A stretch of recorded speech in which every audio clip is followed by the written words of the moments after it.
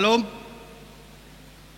Dengan rasa syukur kita mengadakan ibadah minggu di rumah-rumah atas himbauan pemerintah untuk menghadapi virus corona COVID-19. Maka marilah kita dengan rasa hormat dan sukacita menghadap Tuhan kita yang Maha Pengasih dan yang memelihara hidup kita hari demi hari hingga pada saat ini. Kita sejenak berdoa di dalam hati kita masing-masing. Kita berdoa.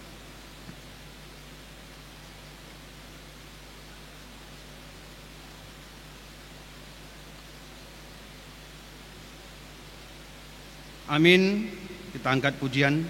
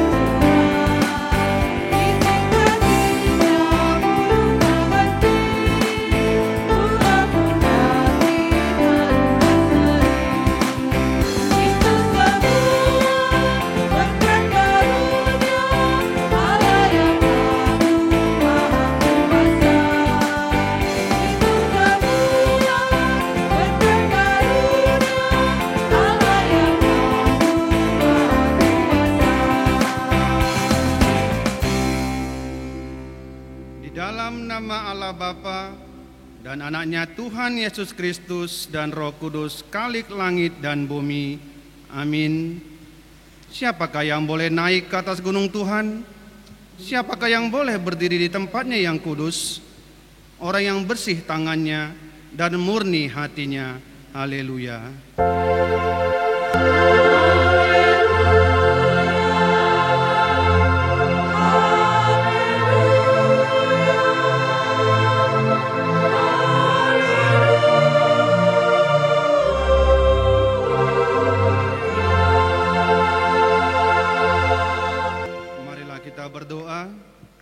Ya Tuhan Allah yang Maha Kuasa, Bapa kami yang kekal, kasih-Mu telah memelihara kami hingga saat ini.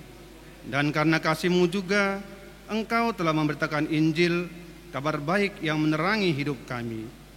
Kasihanilah kami ya Tuhan, bukalah hati kami oleh Roh Kudus-Mu, agar kami senantiasa mensyukuri kemurahan-Mu yang besar dan hidup dengan rendah hati. Biarlah firman-Mu tinggal di dalam hati kami, agar kami diperbaharui dan senantiasa hidup di dalam damai sejahtera. Di dalam anak-Mu Yesus Kristus Tuhan kami. Amin.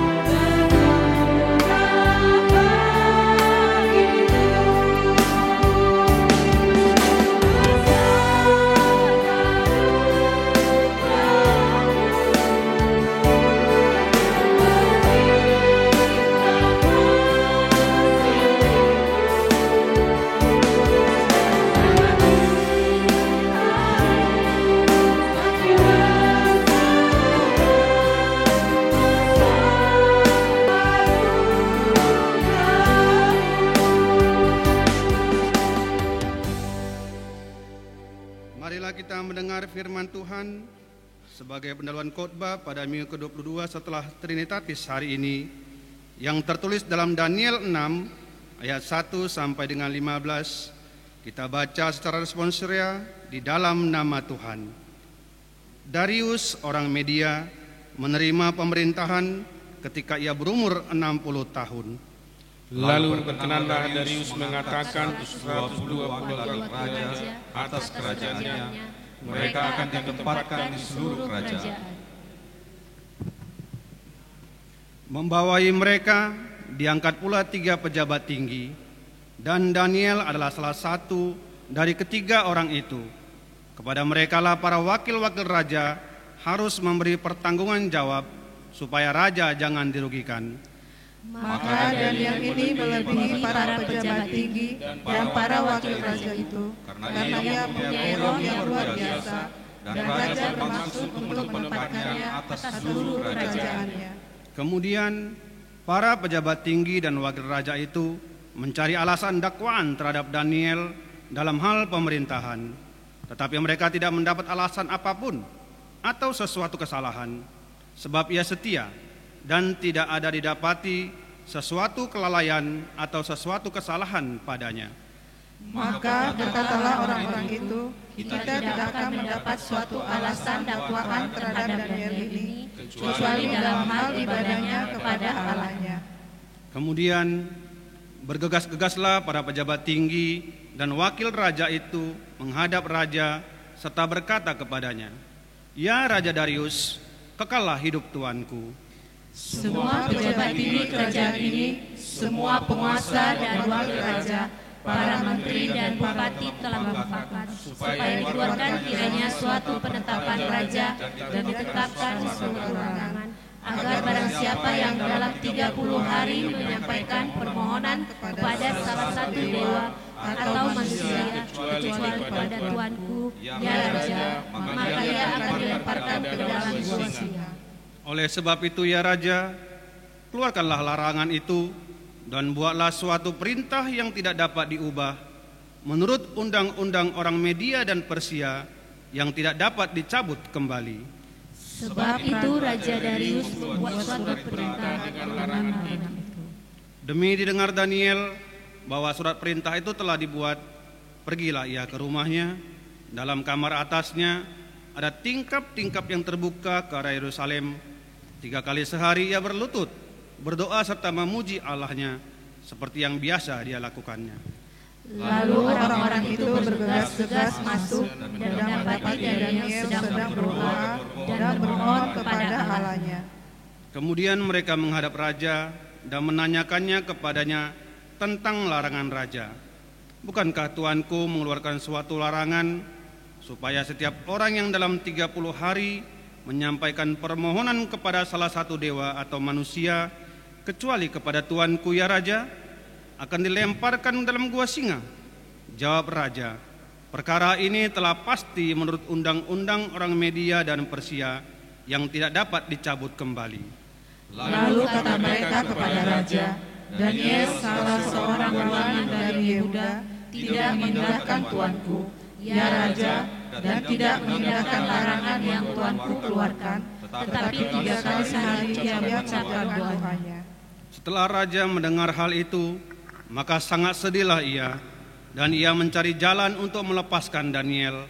Bahkan sampai matahari masuk, ia masih berusaha untuk menolongnya. Demikian firman Tuhan. Yang berbahagia ialah mereka yang mendengarkan firman Allah dan yang memeliharanya. Amin.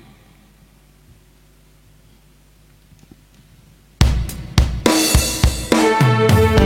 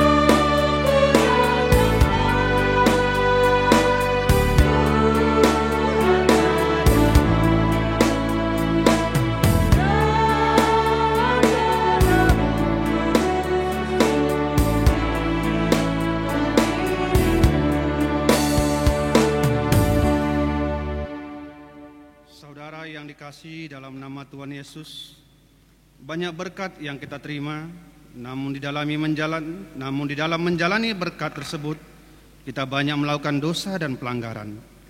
Oleh karena itu, marilah kita mengaku dosa kita di hadapan Tuhan. Kita berdoa dalam hati kita masing-masing.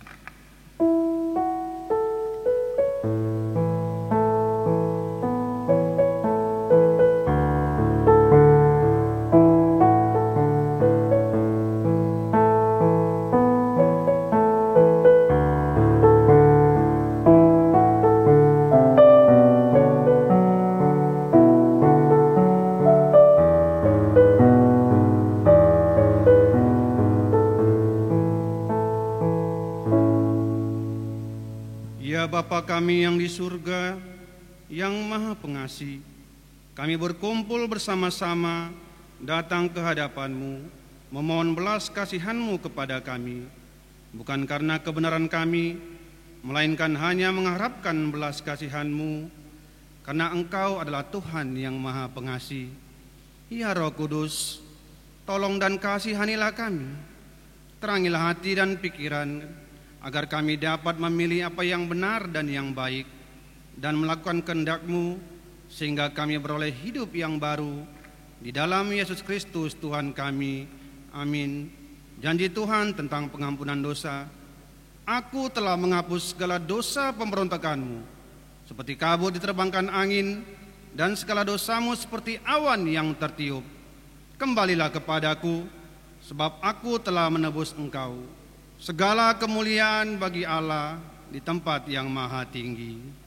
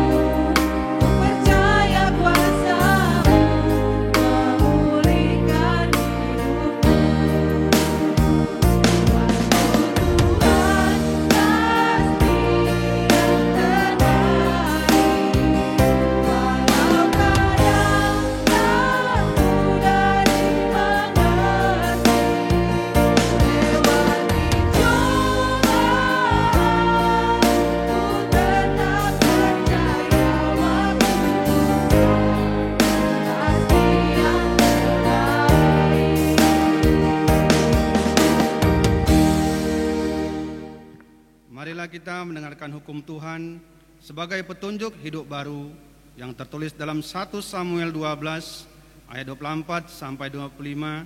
Demikian firman Tuhan. Hanya takutlah akan Tuhan dan setialah beribadah kepadanya dengan segenap hatimu, sebab ketahuilah betapa besarnya hal-hal yang lakukannya di antara kamu. Tapi jika kamu terus berbuat jahat, maka kamu akan dilenyapkan, baik kamu maupun rajamu itu. Marilah kita sama-sama memohon kekuatan daripada Tuhan. Ya Allah Bapa kami, berilah kami kekuatan untuk melakukan yang sesuai dengan firman-Mu. Amin.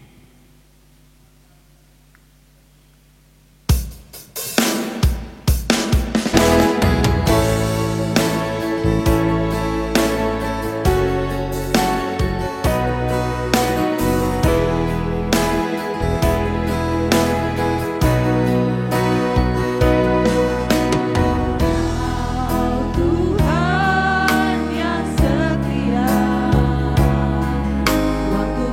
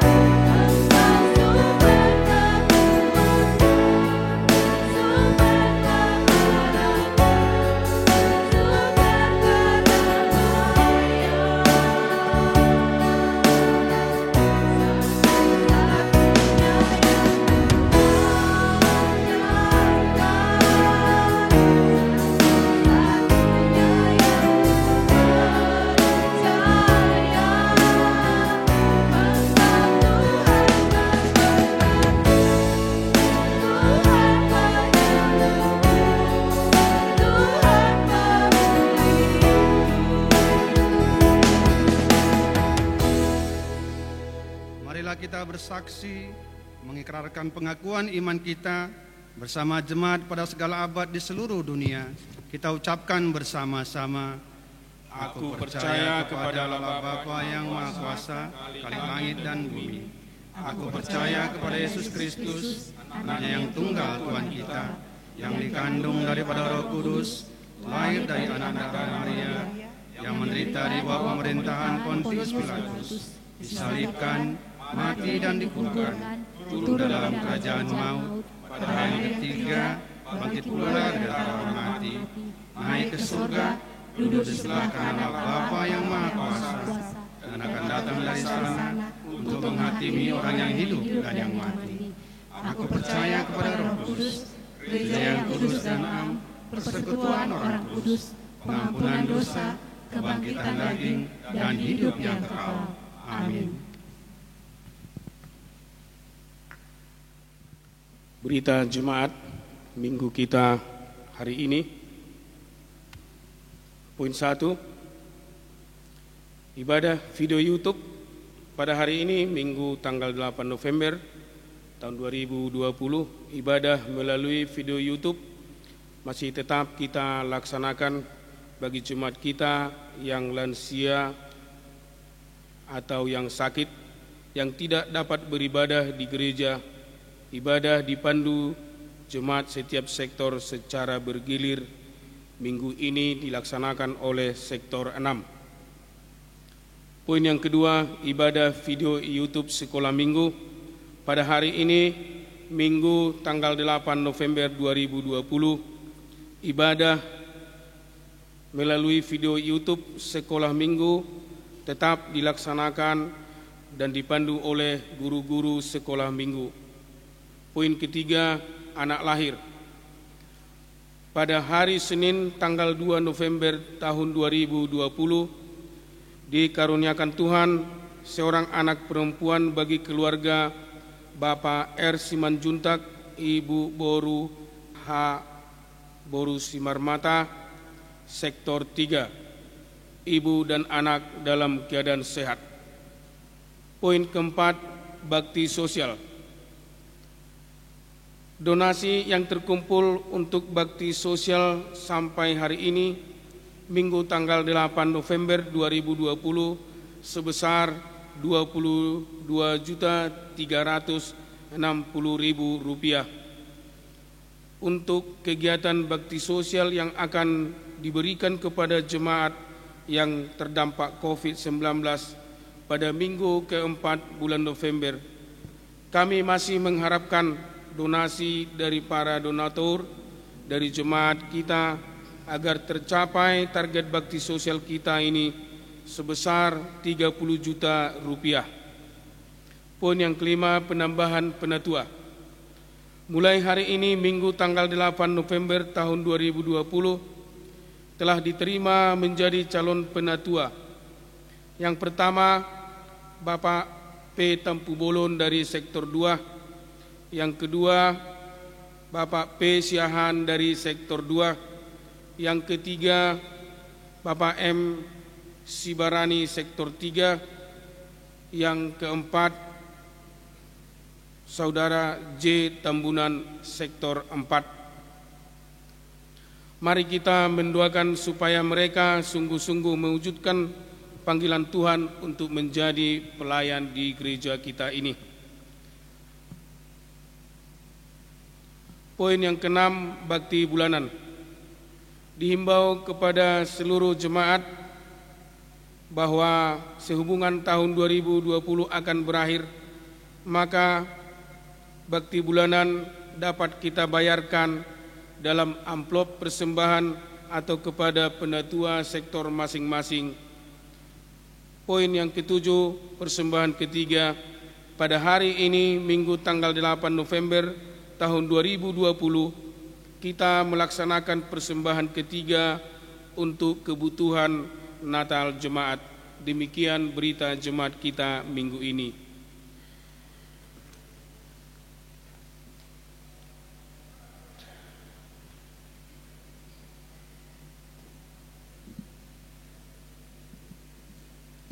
Mari kita berdoa. Tuhan Allah Bapa di surga, Bapa kami di dalam Yesus Kristus, segala kemuliaan bagimu di tempat yang maha tinggi. Kami mengucap syukur ya Tuhan atas kasih karunia-Mu pada hari ini, minggu yang baik yang Kau kuduskan ini.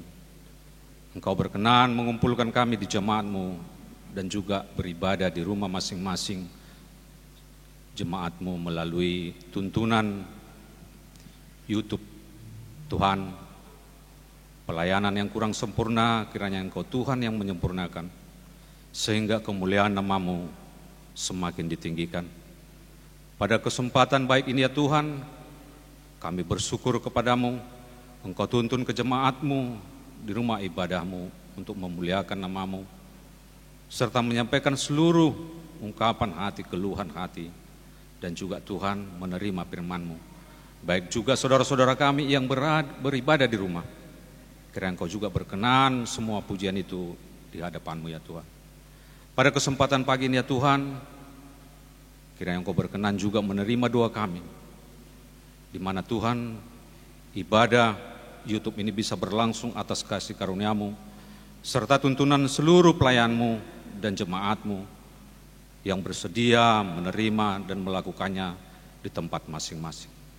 Juga pada kesempatan ini ya Tuhan, kami mengucap syukur kepadamu atas kelahiran seorang putri perempuan bagi keluarga Semajuntak Boru Simarmata. Kiranya Engkau yang memberkati Tuhan keluarga atas kesehatan juga anak yang Engkau berikan menjadi anak sukacita dan takut akan Tuhan. Tuhan, segala rencana pelayanan di gerejamu, terkhusus ya Tuhan, rencana bakti sosial. Engkau ya Tuhan yang membuka kantong-kantong kasih melalui jemaat-Mu untuk semua rencana jemaat-Mu, sehingga terpenuhi yang telah direncanakan oleh panitia, sehingga bisa direncanakan, dijalankan kepada jemaat-Mu yang membutuhkan melalui bantuan COVID-19 pada jemaat-Mu saat ini ya Tuhan. Allah Bapa di surga, semuanya itu yakin dan percaya kami Engkau akan memberikan yang terbaik. Pada kesempatan minggu pagi ini juga Tuhan, kami juga bersyukur kepadamu, di mana Engkau telah panggil calon penatua 4 orang. Kiranya Engkau ya Tuhan yang membuka hati pikiran untuk dapat menjalankan learning penatua di jemaat-Mu, sehingga pelayanan yang mereka terima dapat dijalankannya sesuai dengan kehendak-Mu ya Tuhan. Tuhan Allah Bapa di surga, kami hendak juga memohon kepadamu, kiranya Engkau pimpin ya Tuhan seluruh kehidupan jemaat-Mu dimanapun kami berada.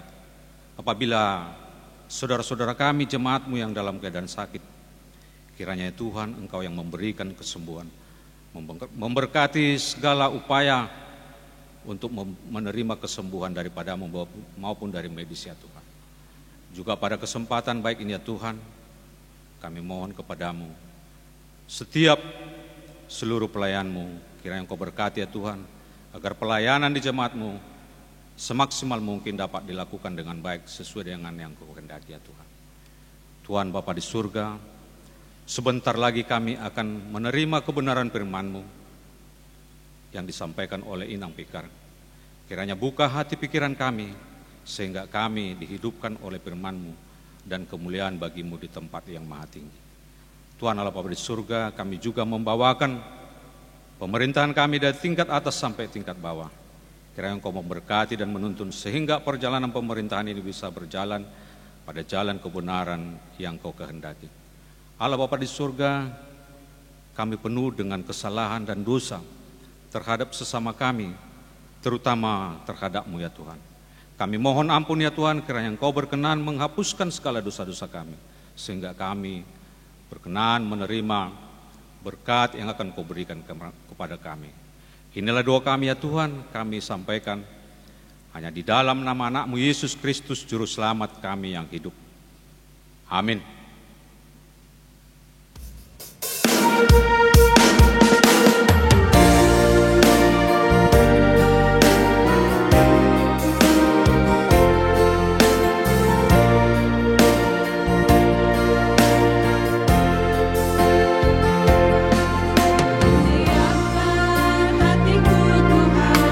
Menyambut firman-Mu saat ini.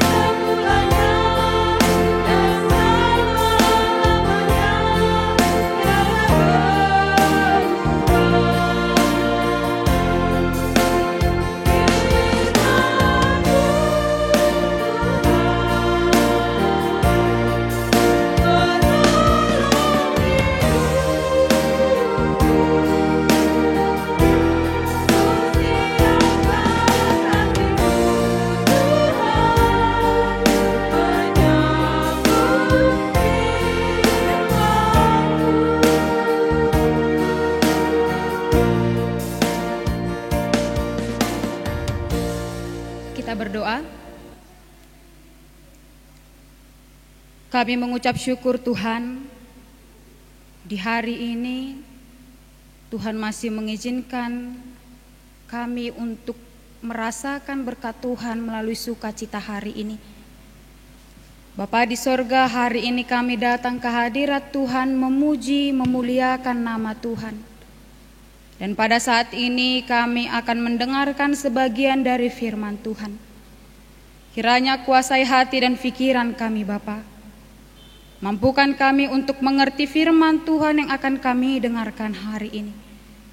Berkuasalah Engkau Tuhan di tempat ini, karena kami siap untuk mendengarkan kebenaran firman Tuhan. Di dalam nama anak-Mu kami berdoa dan mengucap syukur.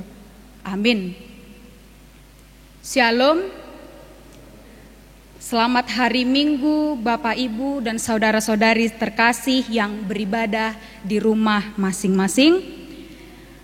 Di hari ini, di minggu kita, firman Tuhan tertulis di dalam 1 Timotius pasalnya yang kedua, ayat 1 sampai dengan ayatnya yang ke-7. 1 Timotius pasalnya yang kedua, ayat 1 sampai dengan ayatnya yang ke-7. Saya akan membaca ayat ini untuk kita semua. Mari kita mengikutinya dalam hati kita masing-masing. 1 Timotius pasal yang kedua ayat 1 sampai dengan ayatnya yang ke-7, demikian firman Tuhan. Mengenai doa jemaat. Pertama-tama aku menasihatkan, naikkanlah permohonan doa syafaat dan ucapan syukur untuk semua orang, untuk raja-raja dan untuk semua pembesar, agar kita dapat hidup tenang dan tentram dalam segala kesalehan dan kehormatan. Itulah yang baik dan yang berkenan kepada Allah Juru Selamat kita, yang menghendaki supaya semua orang diselamatkan dan memperoleh pengetahuan akan kebenaran. Karena Allah itu Esa, dan Esa pula Dia yang menjadi pengantara antara Allah dan manusia, yaitu manusia Kristus Yesus, yang telah menyerahkan dirinya sebagai tebusan bagi semua manusia. Itu kesaksian pada waktu yang ditentukan. Untuk kesaksian itulah aku telah ditetapkan sebagai pemberita dan rasul. Yang kukatakan ini benar, aku tidak berdusta, dan sebagai pengajar orang-orang bukan Yahudi dalam iman dan kebenaran.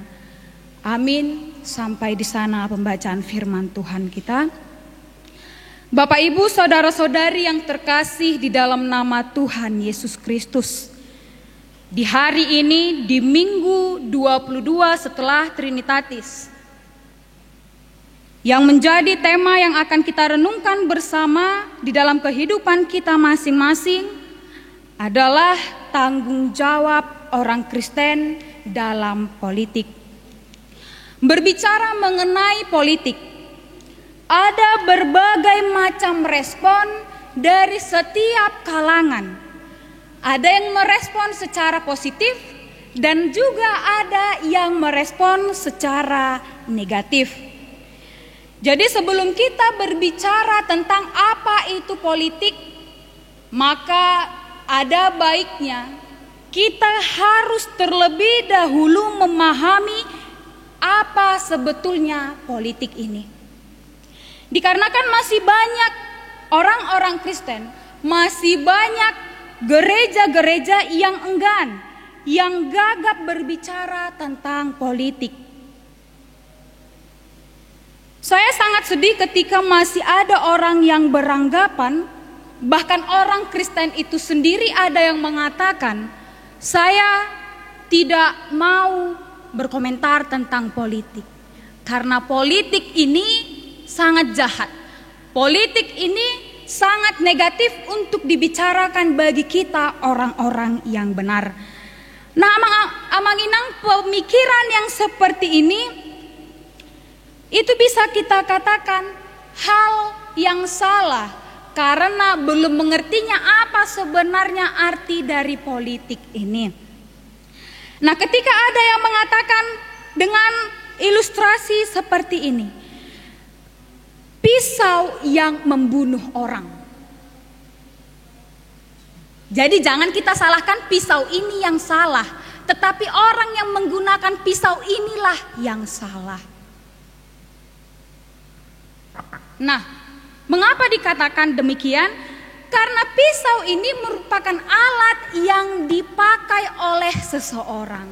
Jadi bukan pisau yang salah, melainkan orang yang mempergunakan inilah yang memakainya dengan salah.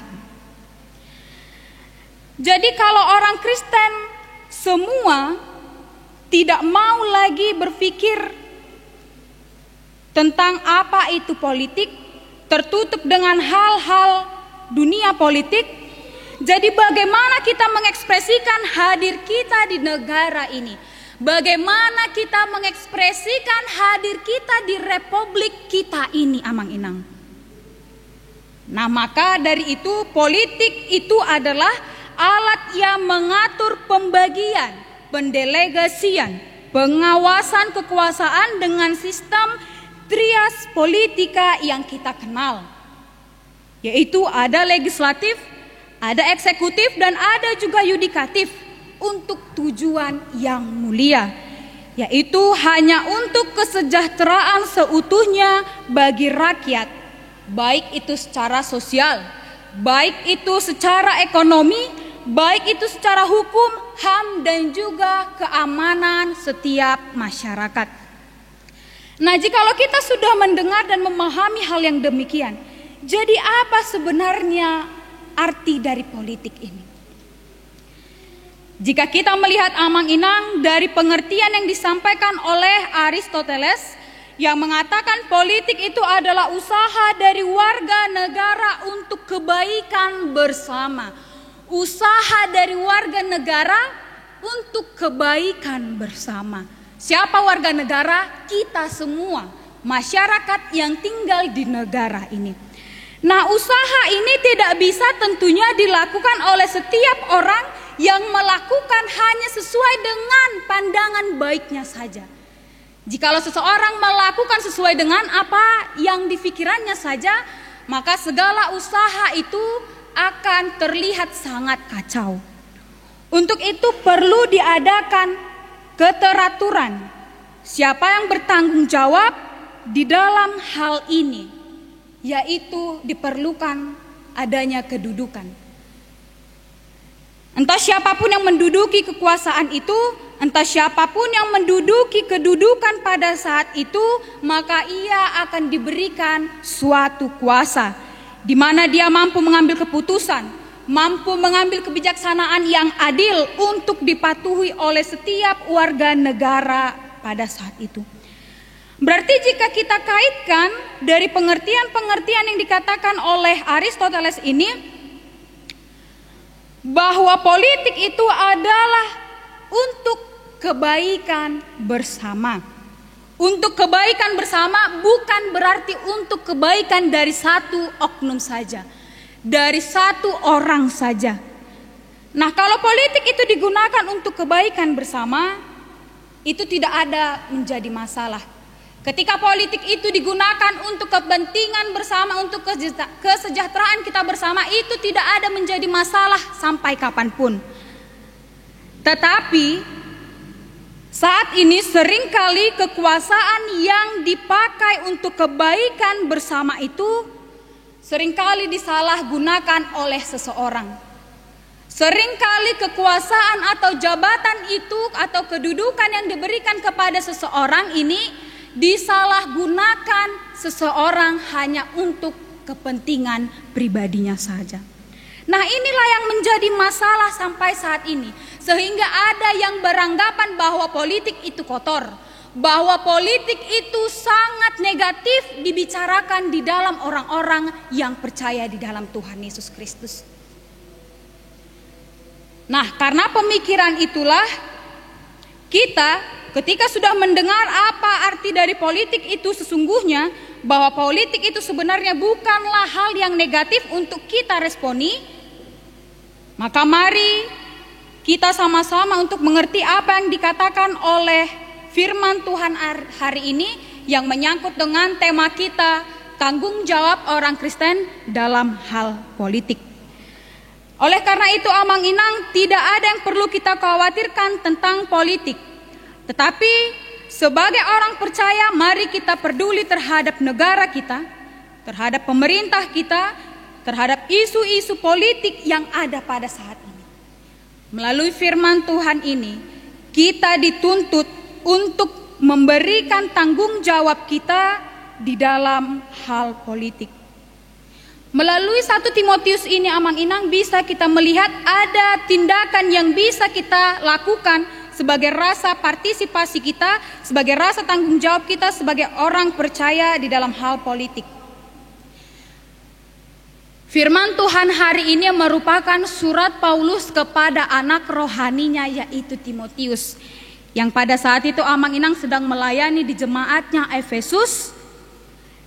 Dan di dalam kalimat pertama, Paulus menasihatkan kepada anak rohaninya untuk menekankan setiap orang yang percaya, marilah menaikkan doa untuk para raja, untuk para pembesar, untuk para pemerintah yang ada pada saat itu. Mengapa demikian? Itu dikarenakan pengalaman yang telah dialami oleh Rasul Paulus yang melihat bagaimana sistem kepemerintahan di zaman Kaisar Nero yang salah menggunakan dari kekuasaannya. Dia menindas setiap orang Kristen pada saat itu. Nah, dengan sistem kepemerintahan yang dilakukan oleh Kaisar Nero inilah Rasul Paulus tetap mengajak semua jemaat yang percaya kepada Tuhan untuk mendoakan pemerintah, pemimpin pada saat itu, agar mereka bertobat, agar mereka diselamatkan oleh Tuhan Yesus Kristus. Nah, Amang Inang, mari kita jawab di dalam hati kita masing-masing. Ketika ada para pemimpin yang menindas kita pada saat ini, yang membunuh orang yang kita kasihi pada saat ini, tiba-tiba pesan ini diberikan Paulus kepada kita. Marilah kita doakan dia. Mari kita bawa dia dalam doa kepada Tuhan. Masih sanggupkah kita Amang Inang mendoakan pemimpin kita yang kejam pada saat itu? Apapun jawaban kita, tetapi itulah yang ditegaskan dan dinasihatkan oleh Paulus untuk kita mampu mendoakan para pemimpin kita pada saat ini. Kita mau mendoakan pemerintah kita karena itu merupakan salah satu bentuk partisipasi kita orang Kristen dalam hal politik. Berdoa bagi pemerintah sangatlah penting bagi perjuangan iman kita. Mengapa demikian? Karena jikalau seorang pemerintah memiliki kuasa dan wewenang yang sangat besar atas bangsa yang dipimpinnya, maka setiap keputusan yang dibuatnya akan sangat mempengaruhi kelangsungan hidup bangsa itu, termasuk kelangsungan hidup umat Allah dan juga di dalam pemberitaan Injil.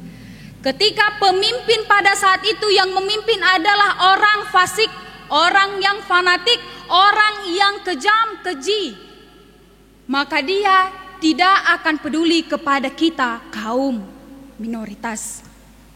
Sehingga kita merasa tertindas, bahkan di dalam hal pengabaran Injil sangat-sangat berdampak. Nah, tetapi ketika pemerintah itu memiliki sifat yang rendah hati, memiliki sifat yang bijaksana, maka para rakyat pada saat itu, terutama kita jemaat Tuhan yang percaya kepada Tuhan Yesus Kristus, akan mengalami kesejahteraan di dalam masa kepemimpinannya. Untuk itu sangat penting kita mendoakan para pemimpin kita agar berlangsungnya pengabaran penginjilan di dalam kehidupan kita. Kemudian berdoa bagi pemerintah sangatlah penting bagi kesejahteraan kita. Kita mendoakan, kita mengucapkan syukur kepada Tuhan atas hadirnya pemimpin-pemimpin kita pada saat ini, gunanya untuk kita mengalami kesejahteraan, mengalami ketentraman hanya di dalam nama Tuhan. Bila kita membawa pemimpin kita amang-inang di dalam Tuhan Yesus Kristus, maka dengan kuasa Tuhan, Tuhan bekerja di dalam hati mereka agar para pemimpin kita melakukan pekerjaannya dengan kebijaksanaan, bukan karena dengan kekuasaan mereka sendiri, tetapi mereka dengan kerendahan hati melakukan tugas sesuai dengan apa selayaknya seorang pemimpin yang bijak dan adil di dalam kehidupannya, tanpa memiliki rasa pengkotak-kotakan di dalam suatu kelompok masyarakatnya. Nah, karena itu bila kita sungguh-sungguh hidup di dalam kebenaran, kita tak perlu takut terhadap pemerintah. Apabila pemerintah itu melakukan kesalahan, mari kita serahkan semua kepada Tuhan. Biarlah Tuhan yang berkehendak ke dalam setiap pelayanan mereka, ke dalam setiap kepemimpinan mereka. Amang-inang, ketika para pemimpin kita yang terpilih ini tidak sesuai dengan apa yang kita pilih di dalam hati kita, maka jangan kita merasa kecewa. Ketika kita membenci orang yang terpilih ini, kita menjelek-jelekan setiap kepemerintahannya, setiap pelayanannya. Tetapi biarlah kita mendoakannya kepada Tuhan, dan kita yakinkan ada maksud Tuhan dari siapa yang terpilih pada saat ini. Jangan kita yang bekerja, tetapi biarlah ya Tuhan yang bekerja di dalam siapapun orang yang terpilih memimpin kita pada saat ini. Berdoa bagi pemerintah adalah tindakan yang baik dan yang berkenan ke hadapan Allah. Kita mendoakan para pemerintah kita itu merupakan suatu hal yang baik dan yang sangat berkenan di hadapan Allah. Allah rindu semua orang termasuk pemerintah kita untuk diselamatkan dan untuk mengenal kebenaran dari kuasa Allah. Ketika kita berdoa bagi pertobatan dan keselamatan pemerintah kita saat ini, kita sedang melakukan sesuatu hal yang besar sesuai dengan kehendak Allah. Itulah sebabnya Allah senang mendengar umatnya berdoa bagi pertobatan dan keselamatan pemerintah. Ini yang dikehendaki Tuhan. Untuk saat ini, jangan kita mendoakan hanya fokus kepada diri kita sendiri, hanya fokus kepada keselamatan kita sendiri. Tetapi marilah kita mulai saat ini amang-inang menjadi pendoa, seorang pendoa yang mau mendoakan setiap orang agar orang juga diselamatkan oleh Tuhan. Itulah yang diinginkan Tuhan pada saat ini. Walaupun hal berdoa bukanlah suatu tindakan langsung yang dapat dilihat oleh semua warga Indonesia pada saat itu. Tetapi hal berdoa ini merupakan tindakan yang tidak langsung, tindakan yang tidak terlihat oleh semua kalangan. Karena tindakan ini kita lakukan langsung berhadapan dengan Raja yang sesungguhnya, yaitu Allah yang Maha Penguasa pada saat ini. Tetapi amang-inang berkaitan dengan para pemimpin yang akan kita doakan pada saat ini, dan pada tahun ini juga berkaitan dengan hal pilkada yang akan serentak kita alami dan kita lakukan di akhir tahun ini, dan juga di mana pada tahun ini juga merupakan suatu sidang periodisasi di antara gereja-gereja besar. Maka kita diperlukan untuk bertanggung jawab di dalam politik ini, di dalam hal ini. Jikalau pada saat ini sudah berbagai macam calon-calon yang akan disediakan dalam pilkada nanti, mari kita bertindak positif, mari kita bertindak netral dan mendoakan serta mengandalkan Tuhan saja. Siapakah yang layak dipilih Tuhan untuk melayani warga negara Indonesia pada saat ini? Siapakah dia yang akan menjadi saluran tangan Tuhan untuk memimpin rakyat Indonesia pada saat ini? Untuk itu mari kita lihat siapakah orang-orang yang menjadi teladan di dalam kehidupan kita yang dapat memimpin seperti Tuhan memimpin orang-orang yang percaya. Untuk itu Amang Inang, seperti Martin Luther berkata, hidup tanpa doa sama seperti hidup tanpa nafas.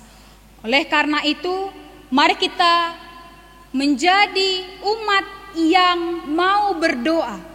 Bukan hanya mendoakan kita secara pribadi, tetapi mari kita mendoakan para pemimpin kita, para kepemerintahan kita dan juga negara kita. Berbicara dengan doa syafaat sesuai dengan pengalaman di dalam kehidupan berjemaat. Ketika ada seseorang yang berdoa syafaat sampai mendoakan sistem kepemerintahan kita, lalu ada yang berkata-kata di belakang, panjang sekali doanya, sampai ke negara pun dia doakan. Itu karena apa, Amang Inang? Karena dia pun belum mengerti apa sebenarnya maksud dari doa syafaat ini. Doa syafaat yang menjadi pertanggungjawaban kita mendoakan segala keinginan-keinginan jemaat yang ada di dalam gereja ini, mendoakan segala pergumulan umat yang ada di dalam gereja ini untuk kesatuan negara ini. Oleh karena itu, mari kita biasakan di dalam doa syafaat kita bukan mendoakan pribadi kita, mari kita biasakan juga membawa negara kita di dalam doa. Agar sistem politik, agar sistem kepemerintahan di negara kita ini berjalan sesuai dengan kehendak Tuhan. Amin, kita berdoa.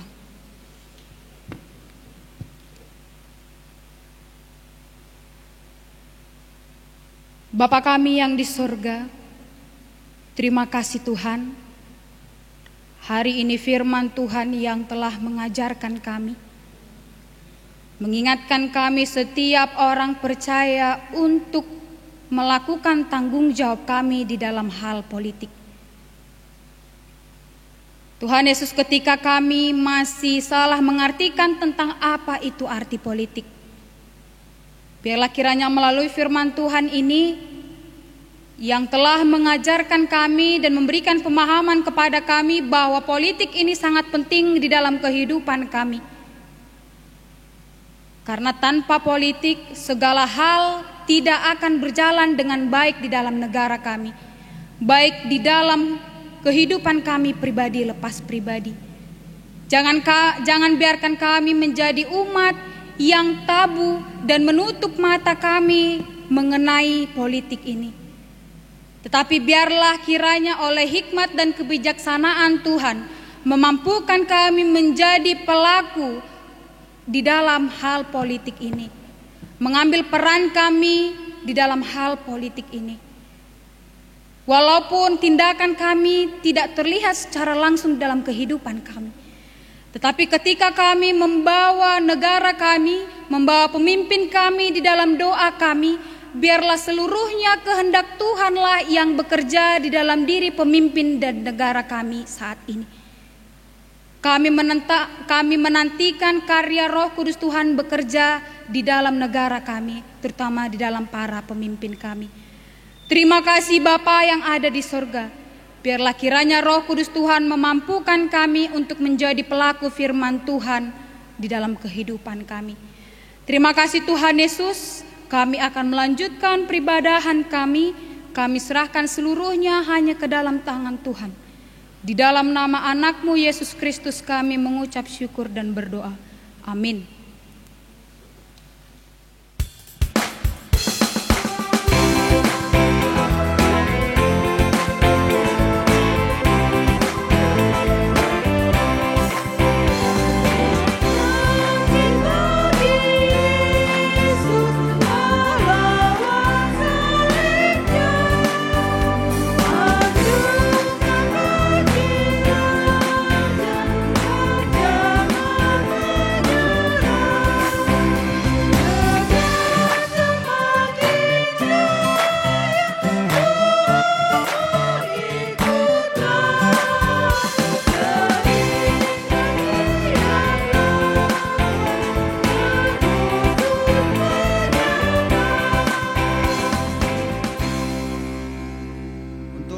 Kita memberi kurban persembahan syukur.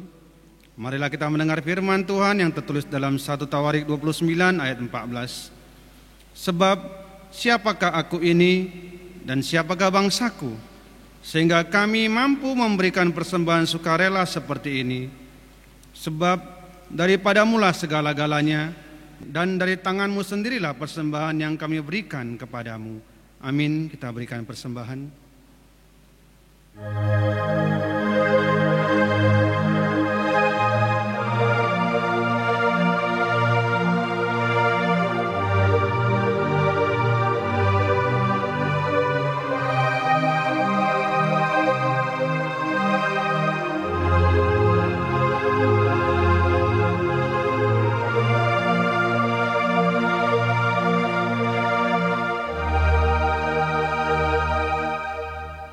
Kita berdoa.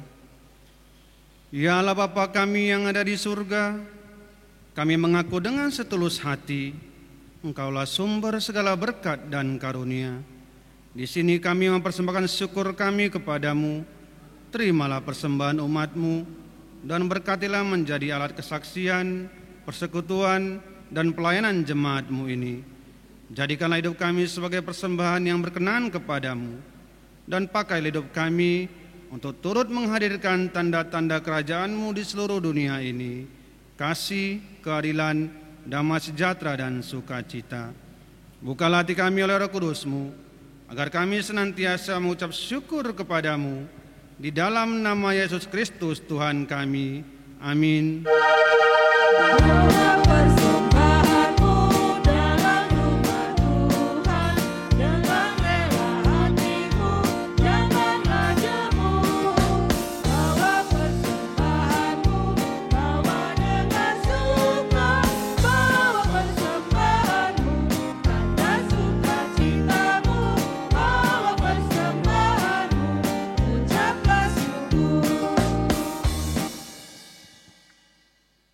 Bapa kami yang di surga, dikuduskanlah nama-Mu, datanglah kerajaan-Mu, jadilah kehendak-Mu di bumi seperti di surga. Berikanlah kami pada hari ini makanan kami yang secukupnya, dan ampunilah kami akan kesalahan kami, seperti kami juga mengampuni orang yang bersalah kepada kami. Dan janganlah membawa kami ke dalam pencobaan, tetapi lepaskanlah kami dari yang jahat.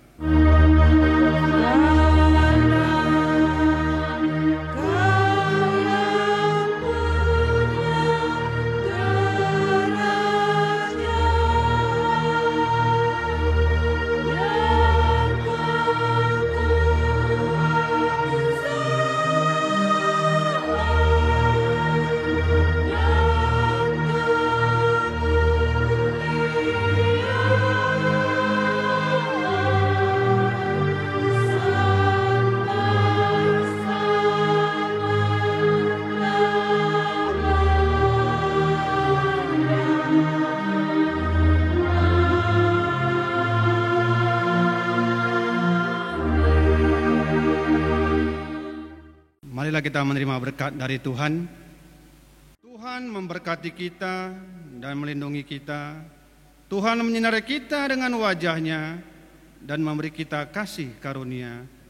Tuhan menghadapkan wajah-Nya kepada kita dan memberi kita damai sejahtera.